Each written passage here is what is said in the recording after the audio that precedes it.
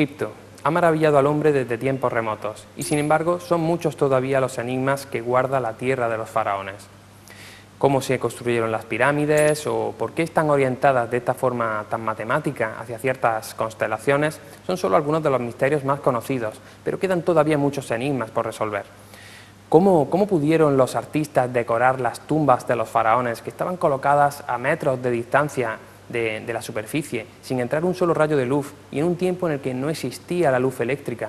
O, por ejemplo, ¿por qué han aparecido algunas figuras que podrían parecer alienígenas en las tumbas de algunos de sus faraones? Vamos a hablar de este tema con una de las voces más autorizadas del país, con Nacho Ares, un egiptólogo muy reconocido, pero además, aparte de hablar de la antigüedad, vamos a hablar también de la más rabiosa actualidad, porque hace pocas semanas un artefacto volador ha atemorizado, ha intrigado a toda la ciudad de Córdoba. Un sonido parecía como el de una avioneta, todas las noches pasaba a la misma hora y aunque los cordobeses miraban hacia arriba no podían ver nada. ¿Creen que tenemos toda la información? ¿Creen que saben todo sobre esa misteriosa avioneta? Vamos a verlo esta noche en Córdoba Misteriosa.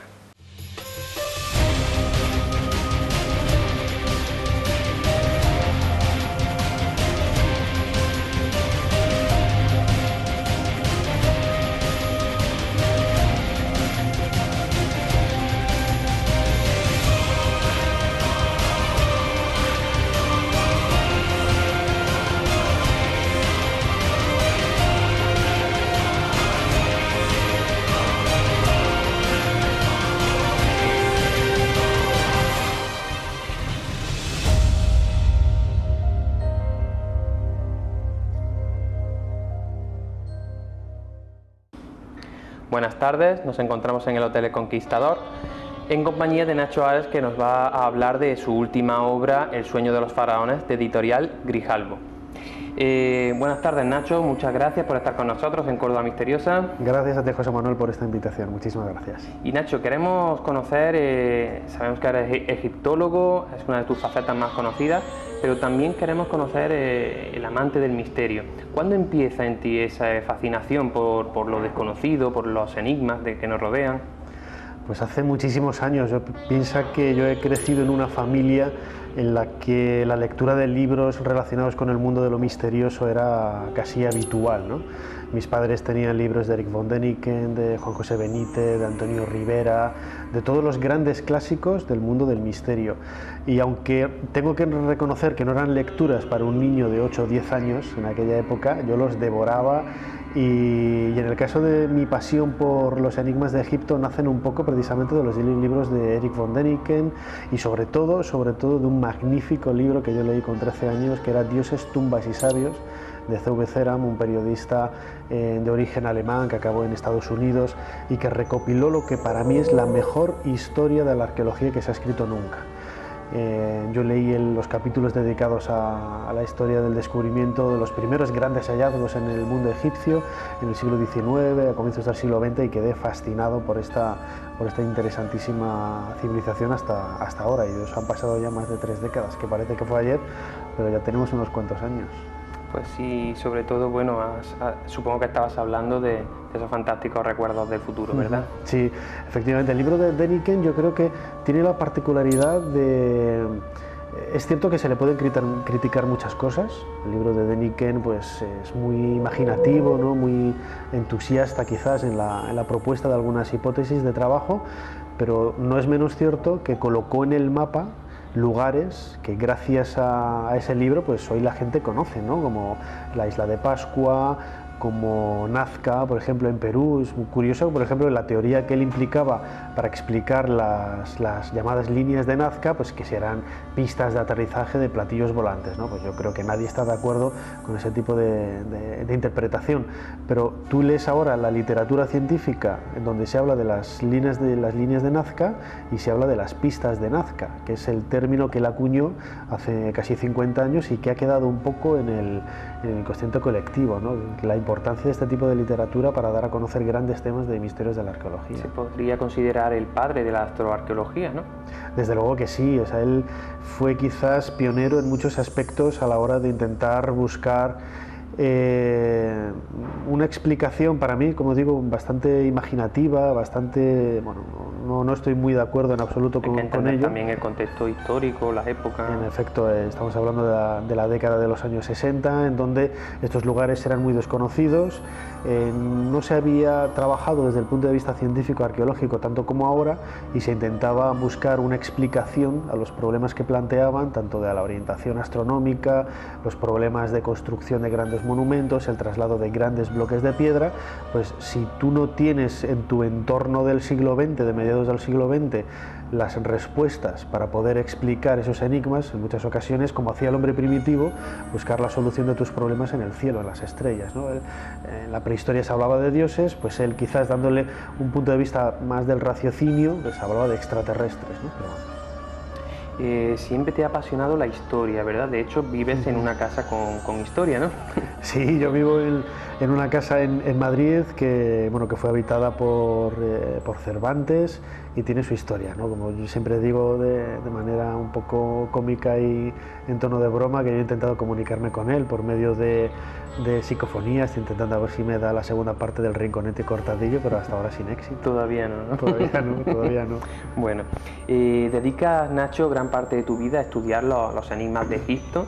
¿Qué tiene la civilización egipcia que maravilla a tantos millones de personas a lo largo del mundo? Pues piensa que de alguna forma nosotros, como hombres occidentales del siglo XXI ahora, pues bebemos y venimos y procedemos de la tradición judio-cristiana, pero no hay que olvidar que la tradición judío-cristiana nace y hunde sus raíces en el mundo egipcio, en el mundo mesopotámico también, pero sobre todo en el mundo egipcio, ¿no? Hay infinidad de elementos de nuestra iconografía, de nuestra forma de pensar, expresiones de la vida cotidiana que vienen de la cultura faraónica, y todo ese pozo cultural se ha ido diluyendo, lo hemos olvidado, pero de alguna forma somos conscientes de manera inconsciente de ese origen egipcio, ¿no? Y la cultura faraónica, yo creo que esa es una de las razones por la que nos llama tanto la atención, ¿no? Cualquier revista, cualquier libro que tenga la portada de Tutankamón, con la máscara de Tutankamón, aunque sea una imagen utilizada hasta la saciedad y utilizada en ocasiones de una manera casi abusiva, la gente siempre se siente atraída por la fascinación de ese rostro misterioso que nos evoca una cultura milenaria de la que todavía quedan muchas cosas por conocer, ¿no? Bueno, quedan todavía mucho por descubrir, pero tú has investigado muy a fondo esta cultura, sus misterios. ¿Cuál sería tu misterio favorito a la hora de hablar de Egipto? A ver, son muchos, ¿no? Como dices, son muchos años viajando a Egipto, investigando temas relacionados con la cultura faraónica, y si tuviera que quedarme con uno por la cantidad de elementos que aglutina a su alrededor, quizás sería la Gran Pirámide, ¿no? La Gran Pirámide, aunque no es ni mi época favorita, ni mi personaje favorito, ni mi entorno arqueológico favorito, hay muchos otros más cercanos a nosotros en el tiempo. La Gran Pirámide fue construida hace unos 4500 años en la meseta de Giza, bajo el reinado del faraón Keops. No se sabe a ciencia cierta ni cómo se construyó, ni cómo se llevaron hasta allí los grandes bloques de piedra. No se sabe tampoco a ciencia cierta cómo se consiguió la orientación tan exacta, tan precisa a los puntos cardinales, algo que hace pues casi 3-4 décadas hablar de astronomía, de arqueoastronomía, no arqueoastrología como hacía o astroarqueología como hacía Däniken, sino hablar de arqueoastronomía, es decir, la orientación de los monumentos primitivos, prehistóricos o de la antigüedad, y buscar esos vínculos celestes en relación a una serie de divinidades. Hace unas décadas eso parecía ciencia ficción, estar hablando casi de alienígenas, como decía Däniken, y hoy no hay ninguna misión arqueológica que no lleve a cabo su trabajo sin el trabajo de un arqueoastrónomo que ayude a orientar esos monumentos y a buscar una explicación en las estrellas de por qué esos lados, esos corredores, esas habitaciones, esos pasillos están orientados a estrellas determinadas, ¿no? Pues todo ese tipo de problemas los podemos encontrar en la Gran Pirámide. Yo siempre lo he calificado de una manera pues muy sui generis, ¿no? Es decir, es un gran enigma multimedia porque abraza en sí mismo en casi 2,5 millones de bloques, que no es poco, pero es un punto muy pequeño en comparación con todo el patrimonio arqueológico que nos han legado los antiguos egipcios, un montón de problemas, como también hay que añadir a lo que decía antes, la iluminación, realmente conocer para qué servía. Sabemos que tenía una función funeraria, pero no sabemos en realidad cómo eran esos procesos, esos cultos, esos rituales, y son muchos enigmas rodeados en un mismo monumento, que es a mí lo que más me atrae. Para desentrañar algunos de esos enigmas, yo creo que, bueno, quizá uno de los básicos, de los principales, que es desde el inicio de los tiempos ha atraído a todo Occidente, la construcción de las pirámides. ¿Cuál es tu teoría? ¿Cuál es tu teoría sobre el transporte de esos bloques gigantescos? La verdad es que no tengo ninguna. Hay muchísimas. Se ha hablado de rampas, se ha hablado, como decía Heródoto en el siglo V antes de nuestra era, del empleo de una maquinaria que utilizaban para subir de hilera en hilera las piedras. Hay que pensar que los bloques de la Gran Pirámide pues varía mucho el peso, ¿no? Pero las hay desde apenas unos pocos centenares de kilos hasta más de una tonelada, y en cualquier caso debió de suponer una proyección desde el punto de vista de la ingeniería, de la infraestructura humana, política, económica en la época, bastante sofisticada, y es muy difícil intentar conocer o tener una idea clara sobre el sistema de trabajo. Ahora bien, yo siempre digo una cosa: cuando se propone una teoría hay que tener un sustento material tangible en que basarla, ¿no? En el caso de la teoría de las rampas, que hay muchos tipos de rampas, ¿no? Que es una sola rampa, una rampa en espiral, rampas que parten de cada una de las esquinas de la pirámide. Todas esas teorías están fundamentadas precisamente en la propia evidencia arqueológica y sobre todo en los textos, que es un detalle que se suele olvidar. Los propios egipcios nos hablan de rampas para la construcción de estos monumentos. Ya han aparecido rampas alrededor de pirámides, como la pirámide de Keops, la pirámide de Meidum.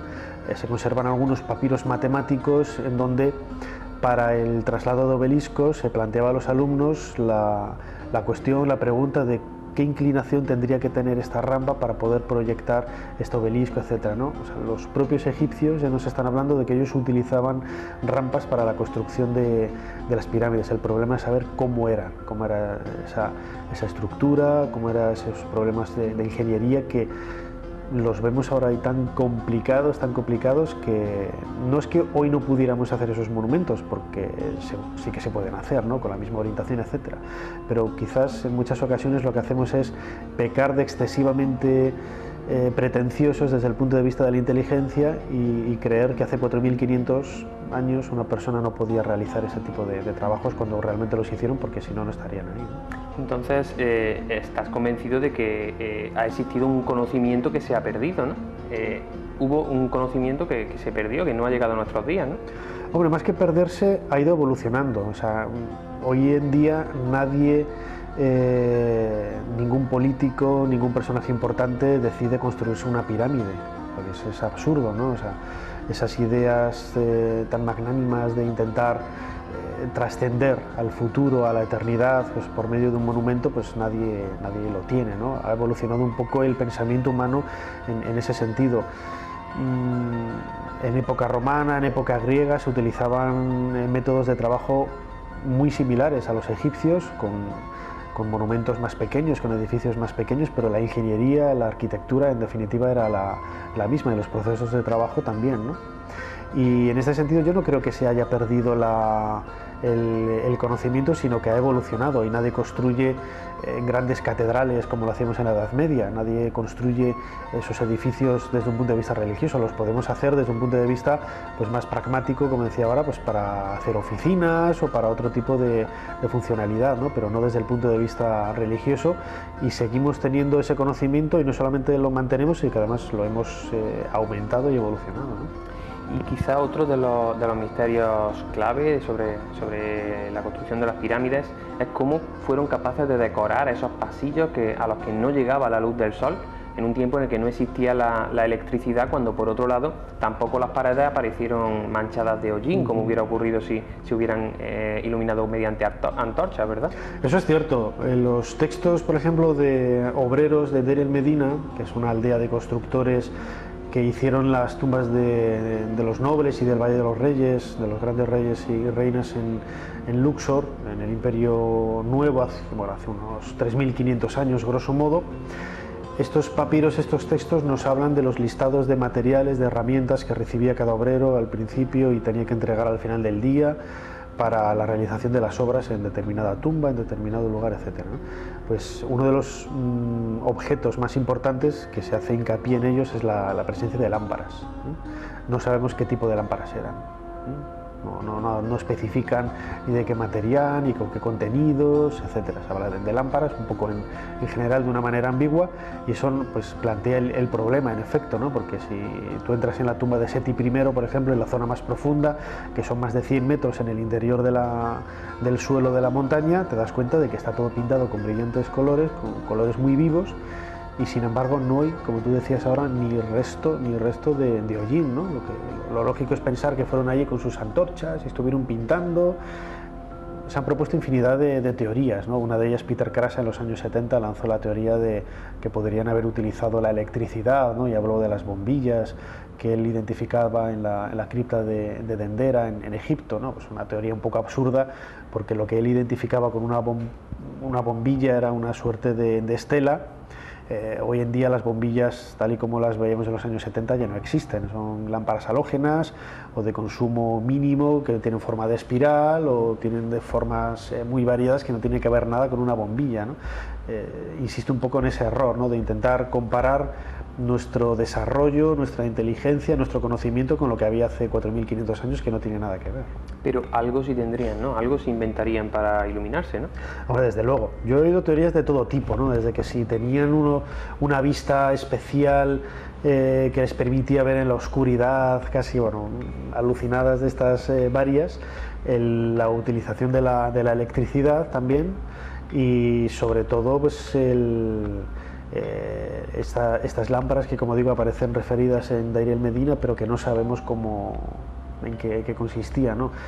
En otros entornos arqueológicos, incluso mucho más antiguos, por ejemplo, las pinturas, tú vas a las pinturas de Altamira, por ejemplo, y ves que tampoco hay manchas de hollín en el techo, ¿no? Y están pintados los bueyes y todos los animales corriendo por el techo de la cueva. Ahí, por ejemplo, se ha explicado porque utilizaban una especie de aceite que durante el proceso de combustión pues exhala muy pocos restos, ¿no? Muy poco hollín, y apenas mancha el techo, ¿no? Es posible también que utilizaran un proceso de trabajo, empezando por los laterales y acabando en la techumbre, y fueran pintando sobre las manchas de hollín, etcétera, pero luego las investigaciones que se han realizado por debajo de esa pintura tampoco ha aparecido nada de restos de hollín, ¿no? Así que, al igual que la construcción de las pirámides, José Manuel, me estás haciendo preguntas muy difíciles que no puedo responder por ahora. Bueno, pero precisamente para eso queremos contactar con un experto, para que intente ayudarnos a resolver estos enigmas que nos tienen intrigados, como por ejemplo el de la esfinge. ¿Qué misterios son los que rodean esa gran esfinge, este icono del Egipto faraónico? Pues mira, la esfinge es quizá, como tú dices, un icono del mundo faraónico, es la tarjeta de visita, al igual que las pirámides o las momias de los antiguos egipcios, y es un monumento que, desde mi punto de vista, yo creo que es un monumento prefaraónico, es decir, es un monumento de una cultura local africana, de origen africano, centroafricano, como seguramente también es el origen de la cultura egipcia, tal y como la entendemos en la actualidad, pero que luego, en época faraónica, en el 3000 a.C., cuando se unifica todo el Valle del Nilo en un solo estado, y nace la cultura tal y como la entendemos, la cultura egipcia, pues es amoldada a las nuevas ideologías, ¿no? Entonces, lo que era una especie de tótem en forma de león más tosco, se le retoca la cabeza, que por eso la cabeza es más pequeña en comparación con el tamaño del cuerpo. Se le añade el tocado Nemes, que es este tocado egipcio que suelen tener sobre la cabeza los faraones, como la máscara de Tutankamón. En época posterior también se le añade una barbilla, la cobra, el buitre en la frente, o sea, una serie de elementos que lo asemejan o lo asimilan a la cultura faraónica, pero esto no significa que fuera construida este león de piedra en la dinastía IV, en el reinado de Kefren, ¿no? Es más, las últimas investigaciones, ya desde hace prácticamente 2 o 3 décadas, reconocen que, aunque esté conectado con la calzada que une la pirámide de Kefren con el propio templo del Valle, donde recibía el culto funerario este faraón, y esté ahí precisamente en medio la esfinge, seguramente la esfinge fuera construida bien por Keops, su padre, o por Diodefre, otro faraón, ¿no? Pero son muchos los problemas que están alrededor de la Esfinge, pero sobre todo, al igual que sucede con épocas tan antiguas, por la falta de textos. Es decir, no hay textos que nos hablan de una manera explícita. Este monumento fue construido por este faraón, ¿no? Y es lo que crea un poco la problemática alrededor de la Esfinge, y luego más allá de la orientación astronómica que tiene, perfectamente mirando hacia oriente, hacia el este, el lugar por donde sale el sol, la orientación a los equinoccios, luego también en comparación con las pirámides, ese juego de luces que seguramente se creaba en estos calendarios naturales que ellos utilizaban para estos ritos cosmológicos, podríamos definirlo así, que hoy no nos entran en la cabeza, pero que para ellos tenían un perfecto sentido, y era lo que hacía que todo ese reloj vital que ellos utilizaban a lo largo de su existencia pues tuviera sentido, ¿no? Vale. Y tú que viajas continuamente a Egipto, ¿cuál sería tu rincón favorito? ¿Cuál sería tu lugar mágico favorito de Egipto? Pues yo hace años decía que uno de mis lugares preferidos era el templo de Abidos, ¿no? Porque no sé, es un templo muy singular, es muy poco visitado, tiene una estructura también muy particular en forma de L, y tiene muchos enigmas allá a su alrededor, ¿no? Y la decoración de los relieves de la época de Seti I y de Ramsés II es fantástica, ¿no? Pero últimamente yo estoy enamorado de un sitio que es muy conocido y que por ello tampoco implica que tenga menos fascinación, que es el Valle de los Reyes, ¿no? Es la necrópolis occidental de Luxor, en la orilla oeste, el lugar por donde se pone el sol, el lugar en donde están construidas todas las necrópolis, ¿no? Y esto es un detalle bastante llamativo y bastante hermoso de cómo concebían los egipcios el propio espacio en el que ellos desarrollaban su vida, ¿no? En la orilla oriental, al este, a la derecha, colocaban las ciudades, los templos de culto, y en la orilla occidental, en poniente, todos los monumentos funerarios, los templos funerarios, las necrópolis, etcétera, ¿no? ¿Por qué? Porque es el lugar por donde se pone el sol, por donde comienza ese viaje hacia el inframundo, ¿no?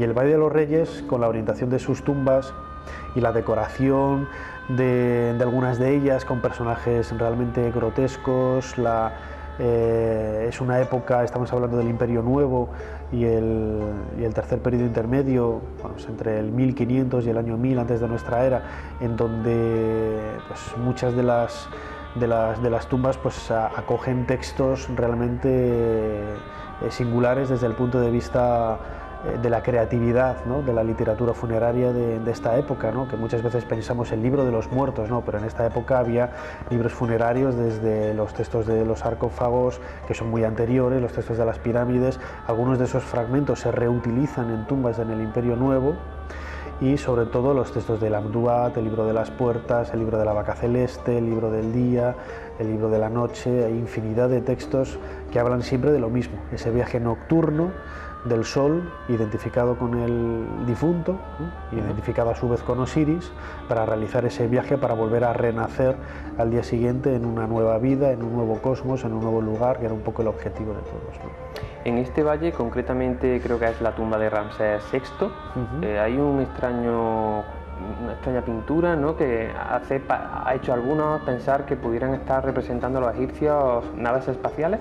Sí, hay personajes de estos grotescos que yo decía ahora, que desde luego pues, se salen de los cánones normales de una persona, ¿no? O sea, por ejemplo, Champollion, cuando el francés que descifró los jeroglíficos en 1822, la visitó por primera vez, la denominó la tumba de la metempsicosis, es decir, es una creencia que había en la época que decía que cada uno se reencarnaba dependiendo un poco de cómo había sido su vida anterior, ¿no? Y esos personajes deformes, grotescos, pues seguramente hubieran tenido una vida, pues no todo lo pía, todo lo esperada, ¿no? que se puede esperar de una persona, y que por eso salían con esas deformidades, ¿no? Dos piernas con una sola cabeza, o personajes sin cabeza, algunos de ellos que parece que tienen como si fuera un casco, ¿no? Pues, todos esos han sido identificados como Deniken, Zacharias Sitchin, Ara Lanford, un montón de investigadores de este perfil bajo que yo digo, ¿no? Que relaciona absolutamente todo con el mundo extraterrestre, pues con eso, ¿no? Con alienígenas, con personajes venidos de de otras galaxias, etcétera, y sin embargo nos olvidamos de leer los textos que acompañan a esas figuras, que nos están hablando que son protagonistas, que son habitantes de esas horas de la noche, ese inframundo, ese más allá, más oscuro, más lóbrego, más desierto, más abandonado, más nulo. Podemos utilizar todos los tipos de calificativos para bueno, llamar a estos personajes pues más oscuros, como digo, ¿no? Que son los protagonistas de estas geografías más desconocidas del Antiguo Egipto. ¿Y tú crees en la vida extraterrestre? Sí, tú y yo lo sabemos muy bien, ¿no? Tú y yo somos de los pocos alienígenas que estamos aquí en la Tierra, ¿no? No, pero bromas aparte, yo creo que sí. O sea, yo estoy convencido de que hay vida más allá de nuestras fronteras estelares, ¿no? Pero ¿Y que nos visitan? Pues también, al igual que nosotros visitamos, ellos nos pueden visitar, ¿no? Otra cosa es que absolutamente todo lo que se ha identificado con objetos volantes no identificados, que aunque el término ovni siempre se utiliza, bueno, es un objeto volante no identificado, no significa, no se está haciendo referencia a la vida extraterrestre, pero todos lo utilizamos como si fuera un marcianito que viene de más allá, ¿no? Pero sí que es cierto que, como digo, al igual que nosotros visitamos, ellos nos pueden haber visitado, y desde luego que si hoy nos llama la atención, pues hace miles de años en el Antiguo Egipto les hubiera llamado igual la atención, ¿no? Además, yo siempre hablo de que Egipto en realidad tiene un origen extraterrestre, pero de verdad. O sea, te vas a sorprender, porque el culto a las divinidades solares, la forma de las pirámides, los obeliscos, etcétera, viene todo de parte de, seguramente, la piedra del Benben era la piedra original de la que surgió la vida, de la que surgió el cosmos, según los textos de Heliópolis, la ciudad del sol, y seguramente el Benben que era adorado en la ciudad de Heliópolis era un meteorito de forma cónica que cayó en algún punto del desierto y que fue entendido como un mensaje de los dioses, y que en esa evolución y en esa especulación de los sacerdotes a lo largo de la historia pues devino en la construcción de la religiosidad que todos conocemos, ¿no? del Antiguo Egipto. Y que podríamos decir que sí, el origen de Egipto es extraterrestre, ¿no? Pero claro, con todas las comillas del mundo, no estamos hablando de marcianos, sino de estos símbolos estelares que llegaban al desierto. Y sin embargo, tú sabes que, bueno, durante toda la historia de la humanidad ha habido muchísimas representaciones en cuadros, en textos, que se ha hablado de seres venidos del cielo. ¿Piensas que en algún momento nos hayan visitado seres de otra galaxia y se hayan puesto en contacto, se hayan comunicado con la humanidad de ese tiempo? Podría ser, ¿por qué no? O sea, no tengo la prueba para demostrarlo, pero tampoco tengo la prueba para no demostrarlo. Es decir, soy un poco ambiguo, ¿no? en ese sentido, ¿no? Yo creo que el interés que nosotros hemos mostrado en el siglo XX, sobre todo a partir desde que en el año 47 se empezaron a estudiar los flying saucers, los platillos volantes, tal y como lo hacemos en la actualidad, y se identifiquen o se señalen como platillos venidos de otros planetas, pues bueno, hoy lo vemos como un platillo volante, ¿no? En el siglo XIX, con las apariciones de Lourdes o a comienzos del XX en Fátima, lo podemos interpretar como apariciones marianas, ¿no? O sea, dependiendo un poco de la idiosincrasia, del contexto religioso en el que aparezca cada una de estas apariciones, valga la redundancia, se va a interpretar de una manera o de otra, ¿no? Los antiguos egipcios pues veían esos meteoritos como señales de mensajes de los dioses. Hoy lo vemos como un fenómeno natural, absolutamente natural. Si hubiera caído, si se hubieran visto esas luces en los siglos XVI, XVII, pues seguramente, como así sucedido y ha quedado en la tradición más popular, se interpretan con apariciones marianas o de un santo o de otra divinidad. Nacho, la mitología egipcia debe ser apasionante, ¿no? Apasionante y complicada, porque piensa que son casi, entre todos esos personajes que habitan el inframundo, el mundo del más allá, etcétera, pues se calcula que hay como 3000 divinidades y personajes mitológicos, ¿no? Claro, siempre nos quedamos con los más conocidos, con Isis, con Osiris, con Set, con Anubis, con Amón, con Ra, Atón, etcétera, ¿no? Pero son miles y miles y miles, ¿no? Y cada uno tiene su propia idiosincrasia, y cada uno era adorado en su ciudad, en su pueblo. Hoy lo vemos todo muy globalizado, pero en aquella época, en la antigüedad, la gente apenas salía de su pueblo.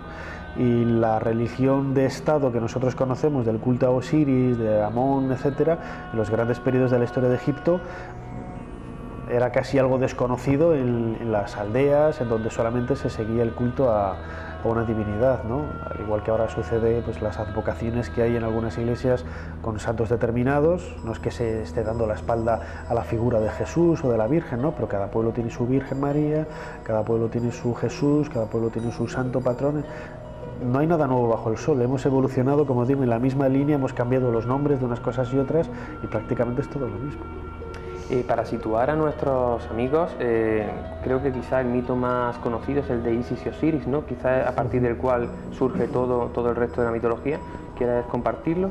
Sí, o sea, la leyenda de Isis y Osiris, que nosotros la conocemos por Plutarco, la Moralia, que creo que es del siglo II o III, no estoy seguro, de nuestra era, lo que hace es ofrecer la única versión que nosotros descubrimos completa del mito de Osiris, pero hay infinidad de versiones, pero bueno, grosso modo es que Osiris era la divinidad que fue el primer gobernador de Egipto, el primer faraón, podríamos definirlo así, aunque no se le presenta como tal, pero el primer rey de Egipto, y tenía un hermano muy envidioso que era Set, que le traiciona, y que en una fiesta organiza una fiesta al que le invita y a otros amigos, y coloca en el medio de la sala un ataúd, un rico sarcófago con las medidas exactas del cuerpo de Osiris, de tal manera que dice que quien quepa perfectamente en su interior, pues se queda con él, ¿no? Se lo regala. Van probando todos, no encaja nadie hasta que entra Osiris, que estaba hecho a su medida, y encaja perfectamente. En ese momento todos colocan la tapa, lo encierran y lo lanzan al Mediterráneo, ¿no? al mar. De esta manera se deshace de Osiris. Isis consigue encontrarlo por medio de su magia. Isis era la diosa principal del mundo de la magia, y lo recupera en el Líbano, pero Set se vuelve a enterar de que ha resucitado, de que ha resurgido, y esta vez lo que hace es descuartizarlo y enviar cada uno de esos 14 pedazos a diferentes puntos de Egipto, ¿no? El más importante, Abidos, donde se adoraba la reliquia, una de las reliquias más destacadas, que era la cabeza, ¿no? Lo que es la adoración de reliquias, ves que es una tradición milenaria que hunde sus raíces en el tiempo. Y este mito de Isis y Osiris, pues luego ha tenido infinidad de flecos, de interpretaciones, de elementos que podríamos compararlos muy claramente con nuestra tradición judío-cristiana. Existen muchísimas similitudes, ¿no? De hecho, estás convencido de que una parte de la otra, ¿no? Totalmente, o sea, cuando vemos las imágenes románicas de los siglos XII-XIII de la Virgen María con el niño Horus en brazos, eso es una copia literal de las figuras en bronce del primer milenio antes de nuestra era, de Isis con el niño Horus en brazos, ¿no? Osiris fue traicionado por su hermano Set, Jesús fue traicionado por uno de sus apóstoles, por uno de sus hermanos, los dos resucitaron al tercer día. O sea, son infinidad los elementos de conexión que nos hablan de esos vínculos y de cómo los primeros cristianos, en los siglos I o II, lo que hicieron fue tomar de tradiciones ya existentes los elementos más curiosos o los más llamativos para construir esa nueva fe, ¿no? Para construir esa nueva religiosidad, que por otra parte es algo lógico.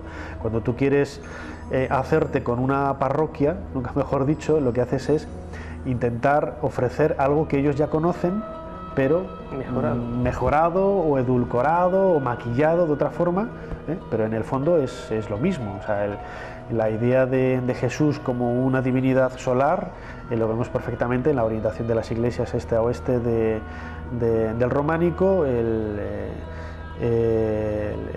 la idea del Sol Invictus también a principios de la época paleocristiana, en los primeros siglos, también son los elementos que son comunes a la figura de Jesús. El nacimiento el día 25 de diciembre, o sea, son todos solsticios, equinoccios, todo referencias a los cultos solares que una vez más pues, nos hacen ver que Jesús era una suerte de divinidad solar en aquella época y que poco a poco nosotros mismos la hemos ido transformando hasta ahora. Y hablando de leyendas, de mitología, ¿qué es un afrit? Una figura que me ha llamado mucho la atención. Un afrit es, para los árabes, para los egipcios, es una suerte de espíritu que se encarga de cuidar los monumentos antiguos. En España tenemos tradiciones parecidas, o sea, hay muchos monumentos iberos que se dicen que están protegidos por ese espíritus, las tibicenas, por ejemplo, estos animales, estos perros en Canarias, que parece que están protegiendo los yacimientos de los guanches. En muchas culturas de otros lugares del planeta encontramos algo parecido, ¿no? Pero los afrit son una variante de los jinas, esos espíritus que aparecen en el Corán, y que los hay buenos, los hay malos, y en este caso se encargan de proteger los lugares sagrados de los antiguos egipcios, ¿no? Y hoy todavía lo seguimos viendo. Ahí el mundo árabe es muy supersticioso, es aparentemente muy cuadriculado a la hora de seguir todas las premisas del Corán, pero al igual que sucedía en España en el siglo XVI-XVII, que éramos todos bajo Felipe II, su católica y real majestad, pues todos muy católicos, pero todos, absolutamente todos, iban con brujería, con tradiciones, con alquimistas, con elementos paganos de todo tipo, ¿no? Pues ahora sucede lo mismo. Estos afrit lo que hacen son, tú tienes un poco que luchar contra ellos. Ahora, después de la revolución en Egipto en 2011, que ha habido saqueos de tumbas, de yacimientos, pues hablas con ellos y te comentan el hecho de que han visto a esos seres que los describen como personajes que con un olor muy fuerte, con ojos llameantes, con mucho pelo, o sea, realmente personajes bastante mitológicos para lo que es el siglo XXI, pero que bueno, en su forma de entender el mundo, pues protegen los lugares de los antiguos faraones. Y precisamente enlazando con tu libro, a raíz del saqueo de tumbas y de saqueo de tumbas, del tráfico de antigüedades y de un descubrimiento importantísimo, quizás el más importante de la historia de la arqueología egipcia, que ocurre en 1881, bueno, pues eso es lo que da lugar a toda la trama que desentrañas en tu libro, ¿no? Háblanos de este descubrimiento. Sí, el descubrimiento de momias reales de Deir el-Bahari en 1881 es yo siempre digo lo mismo, es el momento en el que se pudo poner rostro a muchos protagonistas de la historia de Egipto, ¿no? Se conocía textos que hablaban de Ramsés II, de Tutmosis III, de Ramsés III, de Seti I, de Genutaui, de Pinetjem, los grandes reyes de la historia de Egipto, ¿no? Pero nunca se les había visto el rostro, porque sus tumbas ya desde la antigüedad habían llegado hasta nosotros absolutamente saqueadas, ¿no? Y sus momias no se conservaban.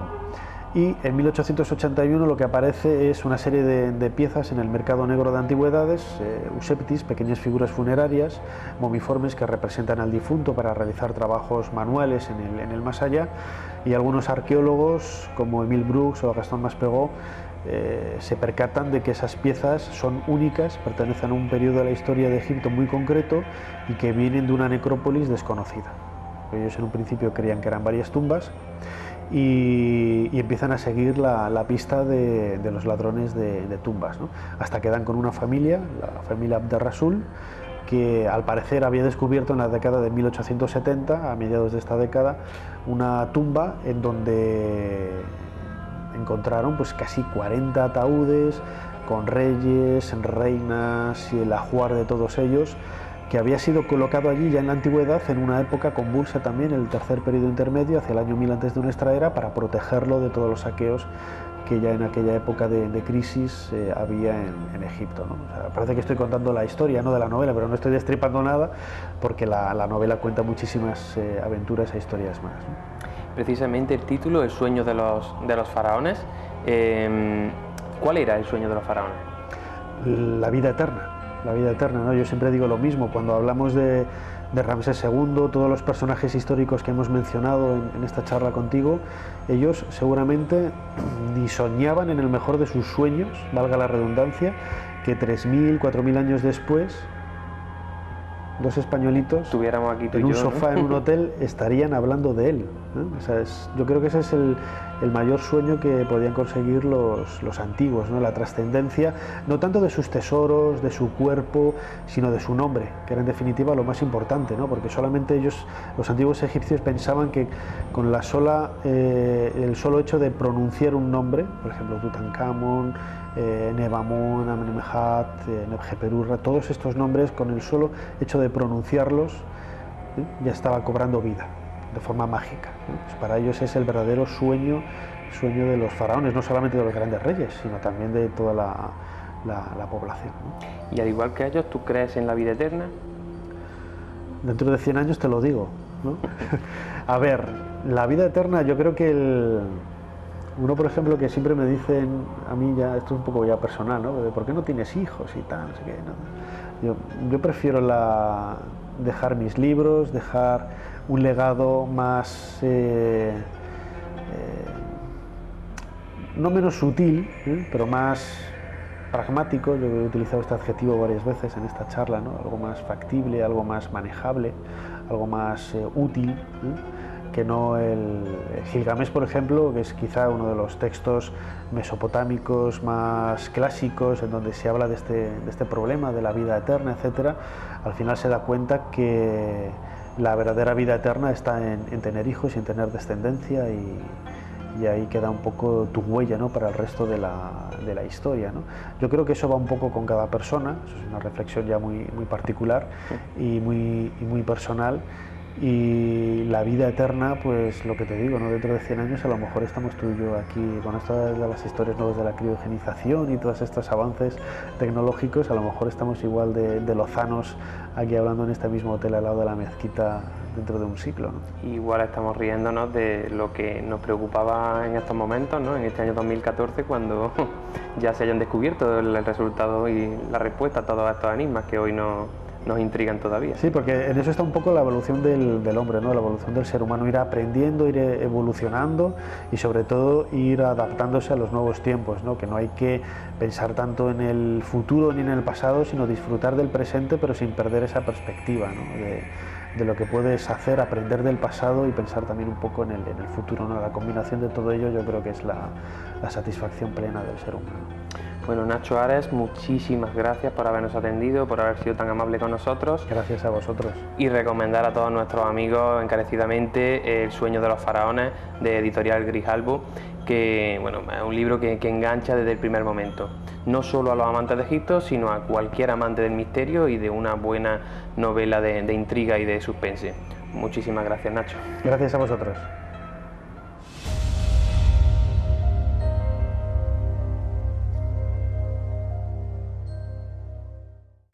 Y ahora les voy a pedir que se transporten en el tiempo y en el espacio desde la antigüedad hasta el momento actual y desde el continente africano hasta la ciudad de Córdoba, porque vamos a hablar de un tema que nos está inquietando y que ha dado mucho que hablar durante las últimas semanas. Para ello hemos traído aquí a nuestro parapsicólogo Jorge Liébana. Buenas noches, Jorge. Buenas noches, José Manuel. Y con él vamos a tratar el tema de esta avioneta misteriosa que bueno, pues tantos ríos de tinta ha hecho correr.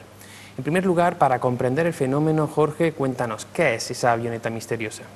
Pues sucede que desde hace ya varias semanas se puede escuchar el sonido de una avioneta, parece ser una avioneta que sobrevuela a medianoche, entre las 12 y la 1 de la noche, nuestra ciudad.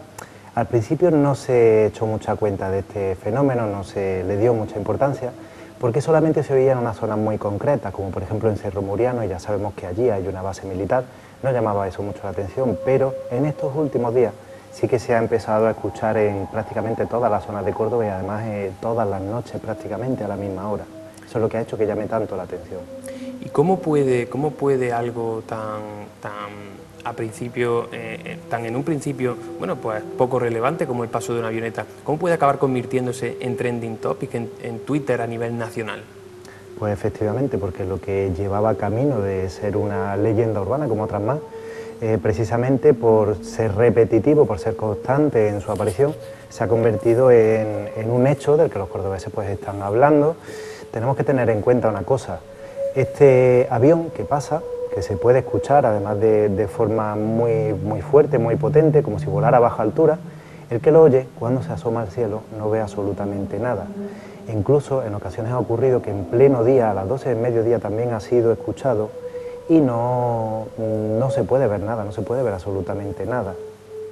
Lo que te voy a pedir para aquellos que no hayan seguido el tema por las redes sociales o quizá hayan oído pero no sepan muy a fondo qué es lo que ha ocurrido, que nos cuenten la cronología, es decir, qué es lo que ha salido en los medios, cuál ha sido la información que se nos ha ido dando poco a poco.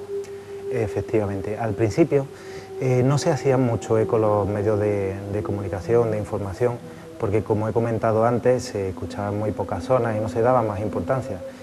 Pocas semanas después de empezarse a hablar de esto es cuando ya se empieza a hablar en los periódicos. Las primeras noticias son muy escuetas, como si no terminaran de darle credibilidad a lo que está pasando, pero todo cambia cuando la Agencia de Seguridad Aérea confirma que oficialmente está investigando esos vuelos que sobrevuelan nuestra ciudad por la noche. Entonces empiezan a aparecer ya artículos de todo tipo en los periódicos, artículos como por ejemplo, voy a citar textualmente, Seguridad Aérea investiga los vuelos de una avioneta de noche sobre Córdoba, aparecido en el diario Córdoba, donde informa que tanto Seguridad Aérea como la Guardia Civil están detrás de intentar esclarecer este vuelo. Más titulares como por ejemplo, ¿quién está detrás de la misteriosa avioneta nocturna?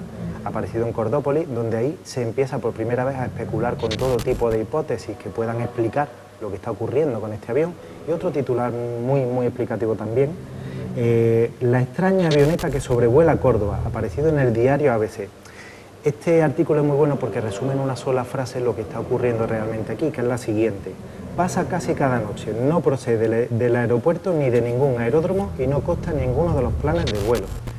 Y claro, con titulares así, lo lógico era pensar que era cuestión de muy pocos días que esto se resolviera. Lo que pasa es que no ha sido así, y no solo no ha sido así, sino que además, conforme ha pasado el tiempo, la Agencia de Seguridad Aérea ha acabado confirmando que ese vuelo no aterriza ni despega de Córdoba, no ha utilizado ningún aeródromo ni por supuesto el aeropuerto. Entonces es cuando los periodistas y prácticamente todo el mundo empieza a solicitar información oficial sobre lo que está ocurriendo, empieza a haber preocupación, desinformación.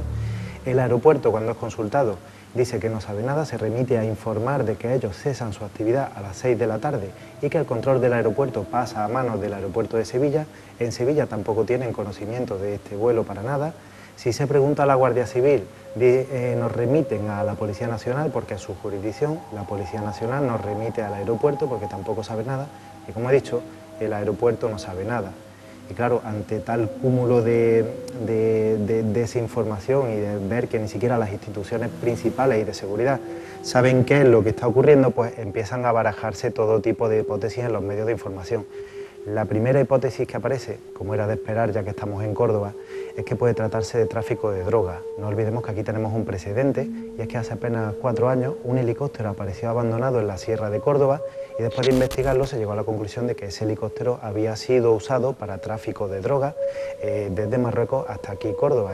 Por un problema que tuvo, una avería, fue abandonado allí. Lo que pasa es que esta hipótesis casi que se cae por sí sola, porque lo último, imagino yo, que haría un narcotraficante sería llamar la atención de esa manera. Ya tiene detrás a Seguridad Aérea y a la Guardia Civil y sin embargo sigue sobrevolando cada noche. Entonces es muy poco probable que se trate de eso. Luego se empieza a especular también con que puedan tratarse de vuelos militares o pruebas militares de cualquier tipo, con prototipos, o que estén cargando material de alto secreto. Así que de alguna manera la gente empieza a tranquilizarse con esas posibles explicaciones, porque eso diríamos que entra dentro de lo que es normal, de la normalidad. Pero esto vuelve a dar la vuelta cuando el mismo Ministerio de Defensa desmiente que estos vuelos sean suyos.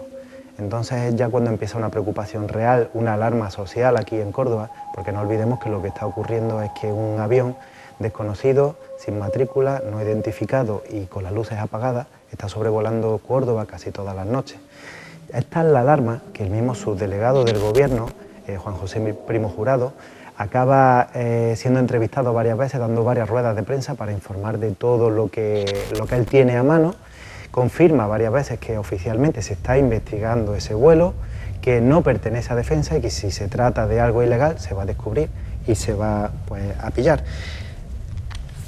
Bueno, y después de todo este revuelo, ¿cuál sería la última respuesta oficial que tenemos de las autoridades?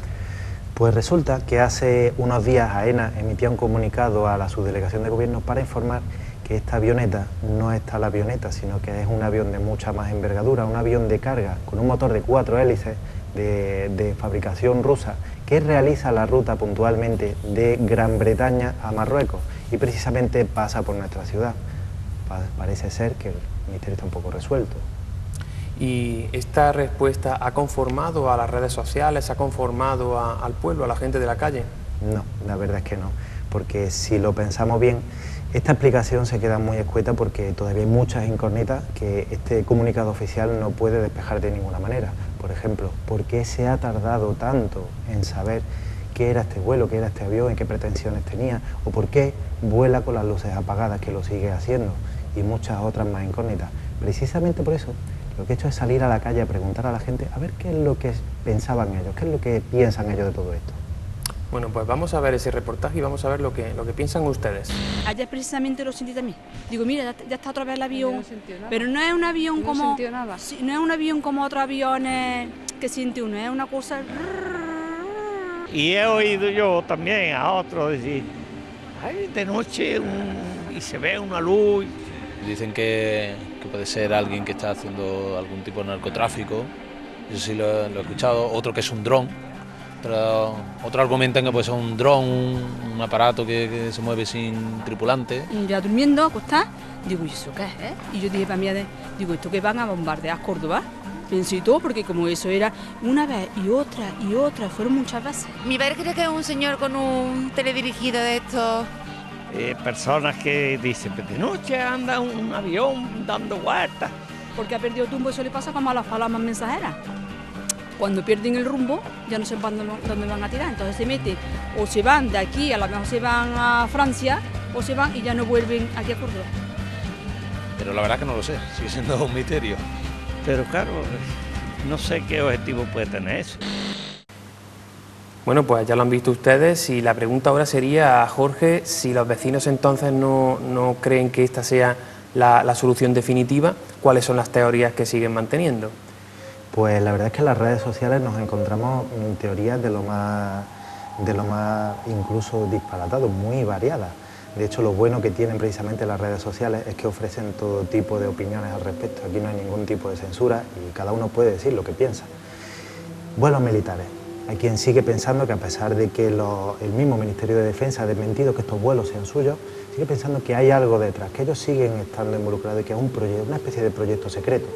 Luego hay otras teorías que hablan de que podrían ser aviones para trasplantes de órganos. Lo que pasa es que esto no cuadra porque ni utilizan ese tipo de aparatos, ni tampoco concuerdan con la hora. Ellos no tienen una hora concreta para volar, simplemente vuelan cuando es necesario. Y luego ya sí podemos entrar un poco en el terreno de las conspiraciones y del misterio, porque hay otras teorías que me he encontrado que también son muy interesantes. Por ejemplo, que se trate de drones comerciales, hay quien lo dice. Lo que pasa es que los drones comerciales tampoco terminan de cuadrar porque ni tienen la autonomía que este avión tiene, ni son capaces de volar a esa altura, ni por supuesto provocan ese ruido. Aún así hay gente que sigue pensando que pueden ser otro tipo de drones experimentales más grandes de los que estamos acostumbrados a ver. Luego hay otra teoría más, que nos fumigan. Esos famosos chemtrails o estelas de condensación que dejan los aviones, que muchos mantienen, que sirven o bien para cambiar el clima, o bien para expandir enfermedades, para extenderlas, o bien incluso para controlarnos mentalmente. Cada uno es libre de opinar lo que quiera. Y luego hay otra teoría que habla sobre un fenómeno que está sucediendo, sobre todo en estos últimos años, fenómeno conocido como The Hum o las trompetas del apocalipsis, como lo llaman. Esto es un ruido estruendoso de origen desconocido que se está oyendo en muchas ciudades de todo el mundo, indistintamente de la situación geográfica, y que muchos piensan que es simplemente un fenómeno o bien meteorológico o bien incluso geológico por temas de choque de placas arquitectónicas, pero otros, como realmente ese sonido parecen ser unas trompetas que anuncian algo, lo relacionan precisamente con el apocalipsis y por eso lo llaman las trompetas del apocalipsis. Sí, parece una trompeta.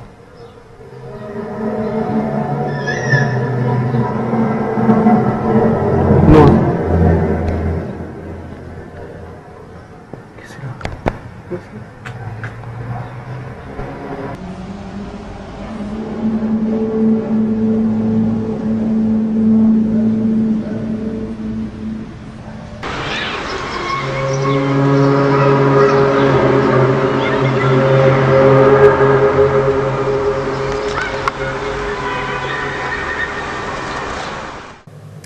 Bueno, pues ya han escuchado ustedes todas las teorías que circulan por las redes sociales.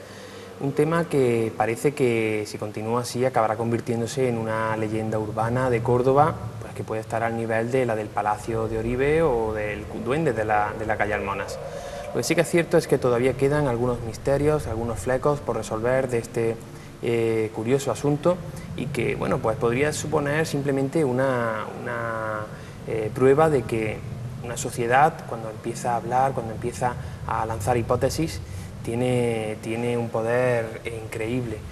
Bueno, pues nosotros vamos a dar por zanjado por el momento este tema, aunque es posible que siga dando mucho que hablar en el programa, y vamos a pasar al siguiente apartado. Muchísimas gracias, Jorge. A ti siempre, José Manuel.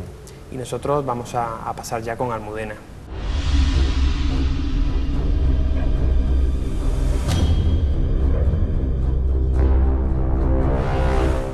Ya está con nosotros Almudena en esta nueva temporada para compartir con ustedes lo que ustedes mismos nos están enviando. Buenas noches, Almudena. Buenas noches, José Manuel. Recuerdo a los seguidores que están en nuestro programa que pueden ponerse en contacto con nosotros mandando sus fotografías extrañas, también sonidos y cualquier consulta que tengan en info@cordobamisteriosa.es. Pueden mandar un WhatsApp al 634-221-984. Repito, 634-221-984. También pueden ponerse en contacto mediante Facebook o Twitter o por nuestra web, que sería www.cordobamisteriosa.es. Bueno, ya saben que pueden enviarnos todo lo que les llame la atención, cualquier duda que tengan, incluso si lo desean, pueden pedirnos que guardemos su anonimato y nosotros lo haremos.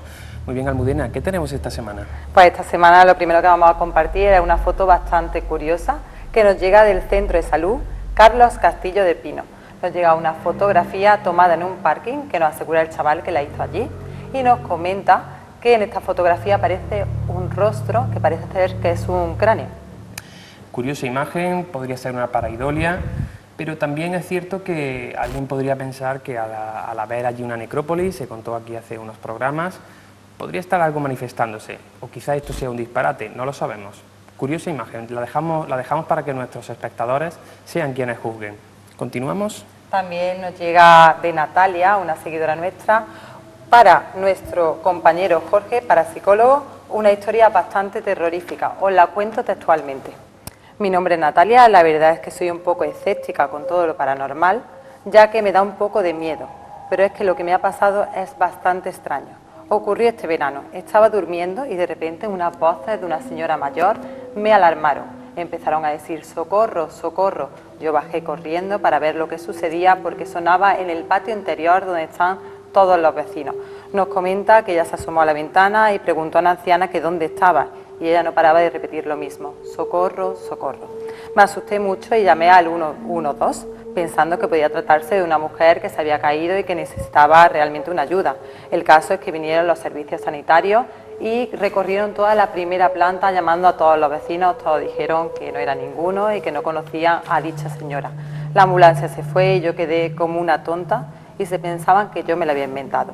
Pasaron unos días y a media tarde otra vez volví a escuchar esta señora pidiendo socorro. Me volví a asomar para averiguar si venían las voces del patio, de dónde venían, y realmente vi que ningún vecino se asomó, puesto que nadie la escuchaba. Entonces cogí mi móvil y grabé lo que sucedía, y esto es lo que pasó.